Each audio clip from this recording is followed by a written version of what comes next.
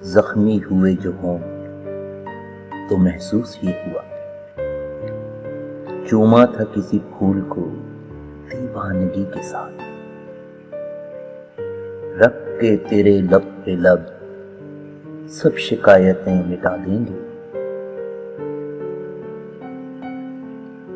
सोचता हूं शेरो शायरी छोड़कर तेरे निचले होंठों पे किताब लिखूं। शौक है इस दिले दरिंदा को आपके होंठ काट खाने का। करीब आ जाओ कि जीना मुश्किल है तेरे बिन, दिल को तुमसे ही नहीं तेरी हर अदा से मोहब्बत है। मुयस्सर हो अगर तेरी गर्दन, मैं तुझ में खून का कतरा तक न छोड़ूं। वो बिखरना वसल की रात का, वो नहीं नहीं की हर अदा।